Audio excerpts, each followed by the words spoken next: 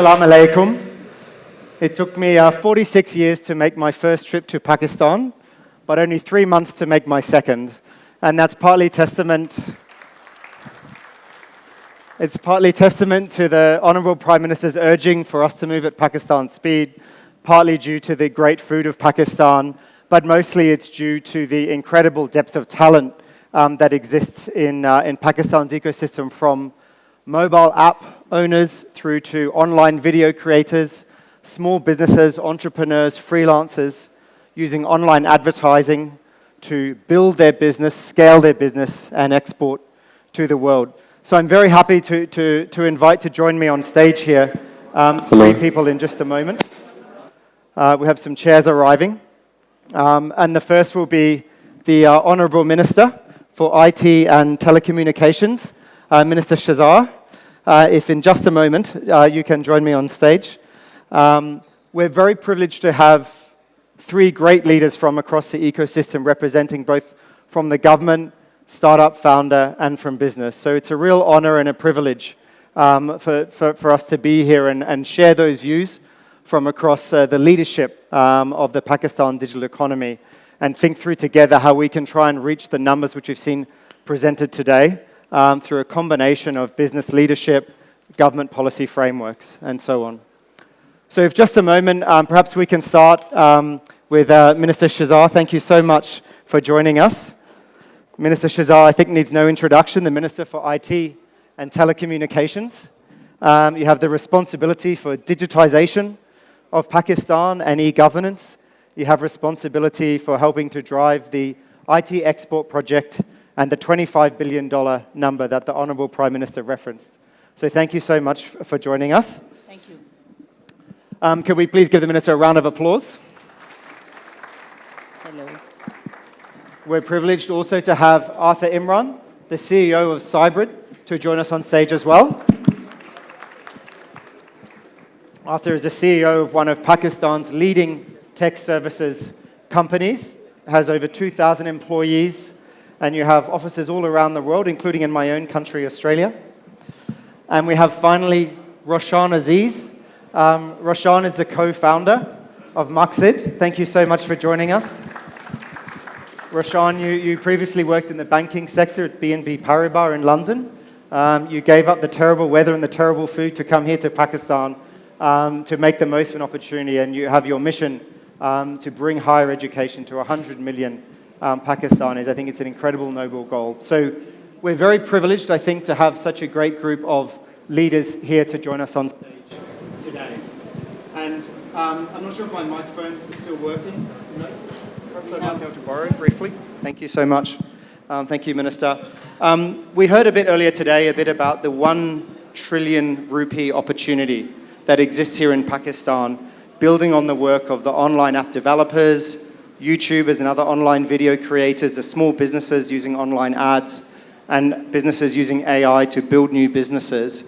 So from your perspective and your mandate on export and that opportunity, what from your perspective are the ministry's priorities in terms of digital exports? Thank you very much, Andrew. So very briefly, I believe that Honorable Prime Minister has been very clear about the kind of targets that he set for us, which is around $25 billion within the next 3 to 5 years. So that remains the top priority, and we work top down from there, and we do the backward working as to how is it that we can achieve this particular goal. So we've, for the purpose of planning and making roadmaps, we've divided it into a few categories. So how we look at it is that the national digitization plan of the vision of the Honorable Prime Minister, that's one thing that's hopefully going to get us the maximum yield. Once we've digitized the economy especially, and then the governance and the society aspect of it, there's going to be a massive spillover of this national digitization in terms of the kind of revenues that it's going to generate, and also it's going to save in the long run. So the idea is initially to start with really putting together all these fragmented, digitized data pools together into certain data exchange layers, make the Pakistan stack, and then make the substacks, which will be more sectoral, and work thereon. So that's one thing that we're hoping and we're really aiming for in the next 3 to 5 years. The second part of all of this is skilling our young people. And our youth remains the largest asset that we have. And like I said before, almost around 150 million people are young people in Pakistan. And training them, skilling them, upskilling them is the second very clear target and goal that we have. And we believe that doing so will not only solve, you keep hearing in Pakistan the issue of brain drain, but in my personal opinion, I think that with the kind of numbers that we have, it's less about brain drain, it's more about how many more can we train and bring in the pipeline so that we're able to cater not only to Pakistan and Pakistan's industry, but also globally. And, our young people, and you see a lot of them, very talented young people, putting themselves up on the map in a global context. So skilling is the second big opportunity that we have. And then we break down our exports and also our growth into within the sector into two major categories. One is the IT services and the other is the IT products. So we're looking into what are the kind of policies that the ministry can make in order to make the whole environment and ecosystem more conducive to private sector growth and development. And the whole digitization process that I've also mentioned, the idea is that all of this has to be driven by the private sector. And the Honorable Prime Minister, and I always quote, says that the government has no business doing business, and we're just here to enable the private sector to perform and really unlock their true potential and then contribute to the economy of the country. So all the policies, all the regulations that need to be streamlined in order to ensure an environment that is conducive to their growth is one of our main priorities that we're looking at. So it's digitization, it's skills, it's the IT sector, and the last but not the least is obviously the telecom sector, which formulates the very basic basis of the whole sector, connectivity, provision of internet, access to digital devices, their affordability.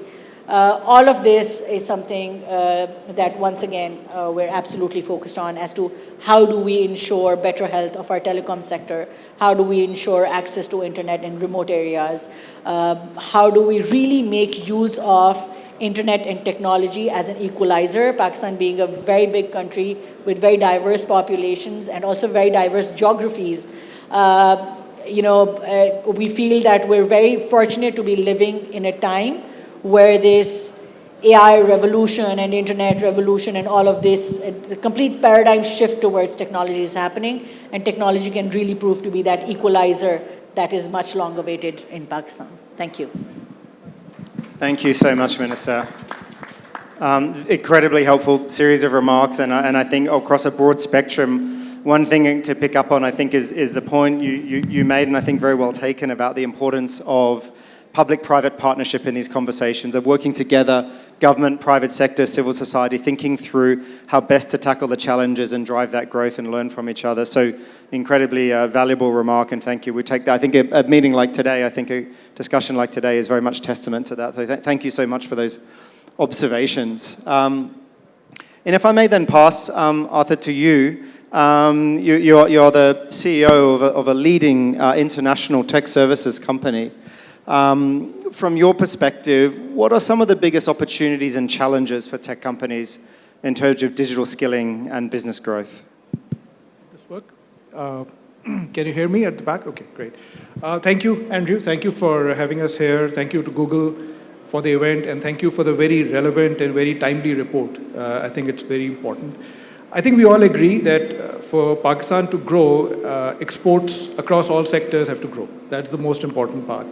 And the two sectors that I feel are the most important one are IT and agriculture, because in a lot of ways they are really the foundational sectors, because anything that you do even at a very small increment will have an impact on everything else. On the IT sector, we have done reasonably well over the last many years. And growing the exports in the IT sector means you have to increase and grow the digital exports. And I think that is where the report also mentions a lot. And that is where the Google ecosystem and similar ecosystems are very, very relevant because they provide the tools, they provide the links, they provide all the help and the guidance for companies like ours to increase their digital exports. So let me tell you about a little bit of our journey very briefly.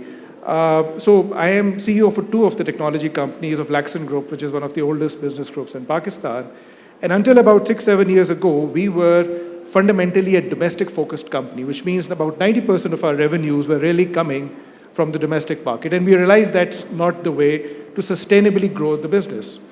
And we made a complete change in our approach. And using, really the tools that are at place and without a lot of investment, that's the key part that also the report mentions, that we focused on digital exports.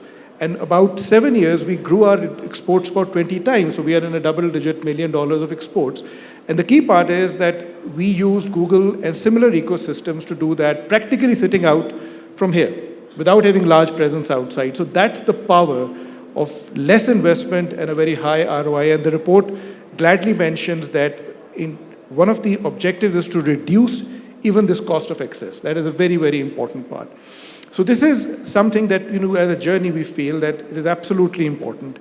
90%, above 90% of our sector is mainly a services sector, right? It has to have a product side, it has to have an IP side, that's another debate. But fundamentally, for the years to come, it will probably remain a dominantly services sector. And the services that Google provides, the tools and the technologies, and then the skilling part, I think that is where I come in. I want to add a few comments there. And that is what the report, in fact, the most probably significant focus of the report is on the skilling. Because unless increasing services export revenue means increasing the workforce, right? Because in products, you can scale differently, but in services, and we have huge challenges. I don't want to repeat it in terms of the human resource. So the skilling is something that I'm glad, madam, that your government is also putting a lot of focus on. There's a lot of money that is being passed through various sectors. It is extremely important that we skill right. That is also very important. So because with the changes in AI that also you mentioned, what skills to impart and how to impart is very important. Because really for us to grow as a sector, it is important that even in services we go towards the higher value services like animations and gaming and app development, and not the lower ones, because they will probably be commoditized through the AI revolution. It is also important that these skills have to be imparted in relation with the existing academic institutions. And that is a missing link, because we are really building up a parallel stream of education.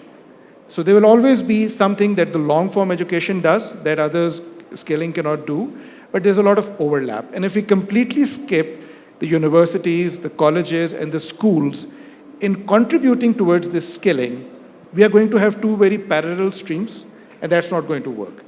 And finally, from the policy side of it, I think the government has to be a clear digital enabler.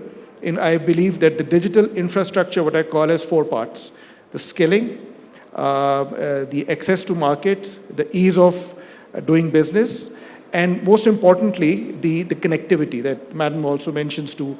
We have made Pakistan a KLI, a Karachi, Lahore, Islamabad specific place. The skills and all these things have to be available in what, I don't like the term, but the tier 2 and the tier 3 cities. So the people who are there, they can contribute as much as what people sitting in Islamabad and Karachi and Lahore do.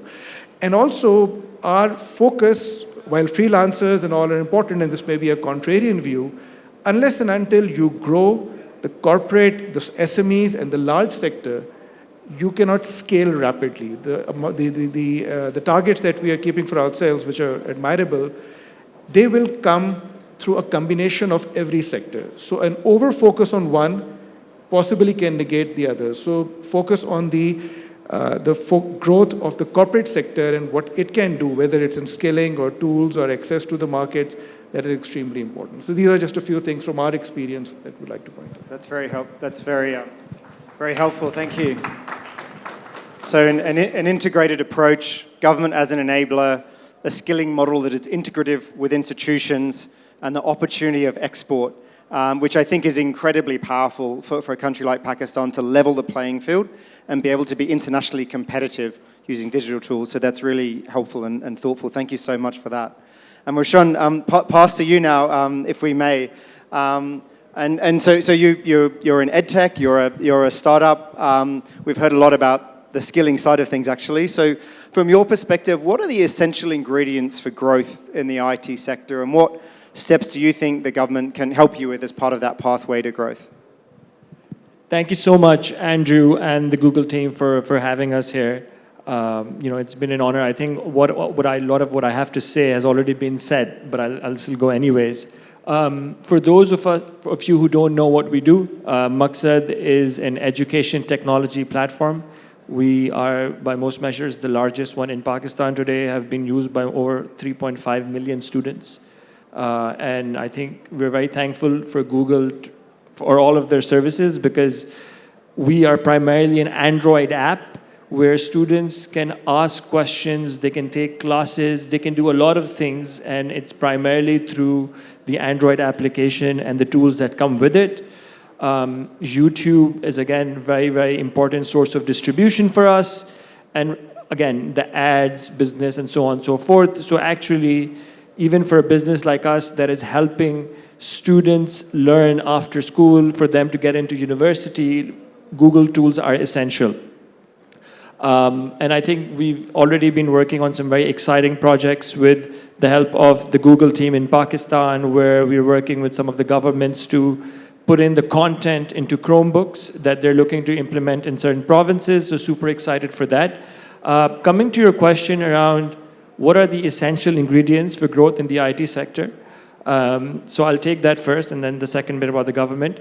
I think the essential ingredients, especially what the Honorable Prime Minister said, for an exponential growth curve, is we should be focusing on value additive services and value additive products. That's something that Ather also mentioned.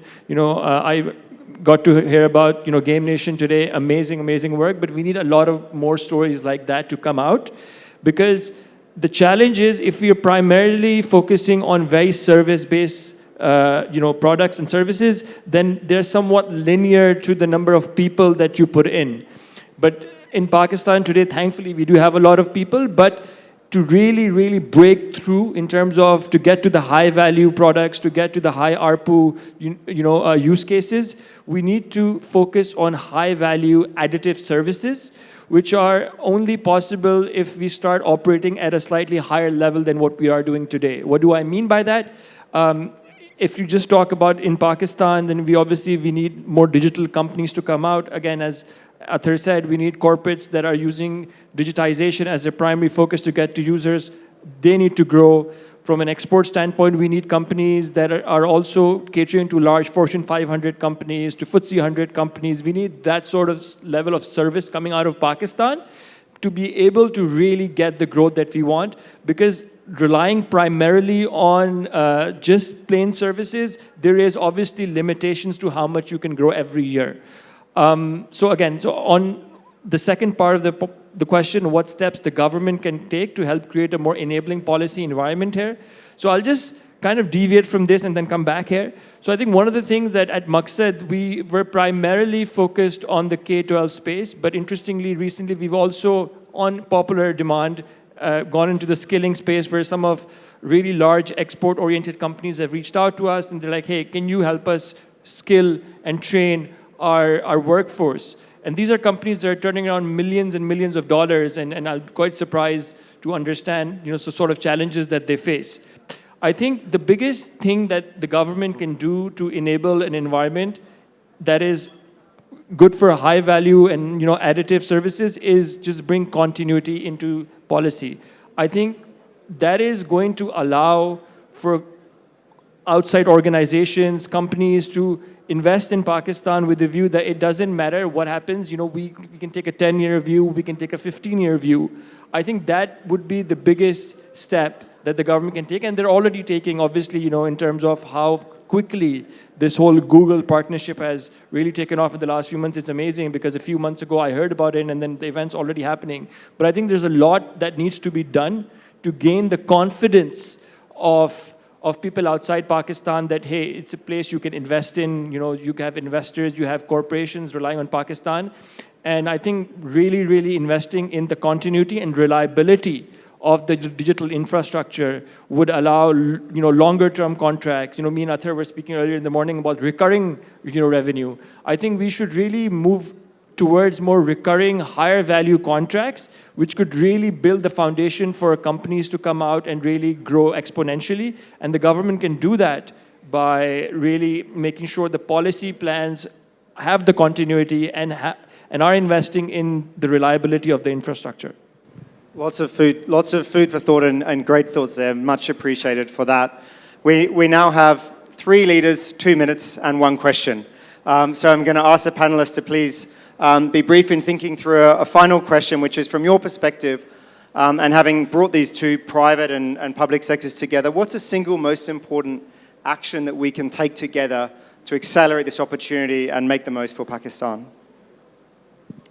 So I think that something that we can immediately do is, 1, skilling. And I think that it's extremely important, and it's also mutually beneficial for us to really ensure that the maximum number of people get these skills. Scalability is something that we require with the kind of numbers that we have. So that's one thing that's going to be extremely important for us. The second would be effective use of all the tools that we, for instance, just heard about earlier in the AI roundtable, right? So how is it that the government or the private sector can really make use of these tools to really accelerate their own efforts and really augment everything that they're doing much more efficiently? And also, I think that AI can really give that push that is required at this point in time. So I think these are the 2 main things that we can immediately really partner with and see how we can move forward in collaboration on the 2. So I'll take less than 2 minutes. I think in order for us to increase our exports, it has to be fundamentally focused on human resource development. But again, I would say it has to be an integrated approach, and that there are 2 metrics that absolutely we need to consider in order to see whether the human resource that we are skilling is really contributing. The first is employability, and the second is that the corporates that they are employed in, or wherever, how much their exports are increasing. Because we are throwing a lot of money at skills, having skill development institutes doing transactional trainings is not going to be enough. It has to be an integrated approach by everybody, even the software companies, and that's what NAFTEC and everybody else is also encouraging, that the software companies are also coming and generating their own skill development programs that they can fund. So it's very important to have an integrated approach, but the metrics are absolutely the most important. Yeah, thank you. I'll just keep it short. I think I'll kind of reiterate the point I made earlier. We need to focus on value addition. I think that's the biggest thing. If we, as a singular policy metric, I think the government is doing a very, very good job of inclusivity, across the board, trainings, mobile phone access, because the mobile phones made in Pakistan, now even Chromebooks. A lot of very good work is being done here already, so I'm not going to talk about it, but the value addition piece is something I think that really needs focus, where how do the existing companies and how does the existing ecosystem go to the next level? How do the $10-15 million companies become the $100-150 million companies? I think that's the sort of push we need, because that will bring an exponential growth in a short period of time, and actually will build an ecosystem of players that actually benefits everyone top down. So yeah, value addition, and value addition. Incredibly helpful, thank you. So we have there very clearly the opportunity is there. It's there for value added through game developers and others. It's there for exports. What's needed is skilling and integrated skilling model, as you suggested, and the right long-term regulatory environment to facilitate the investment and the growth. Thank you so much to these 3 esteemed leaders. Greatly appreciate your support. Thank you so much.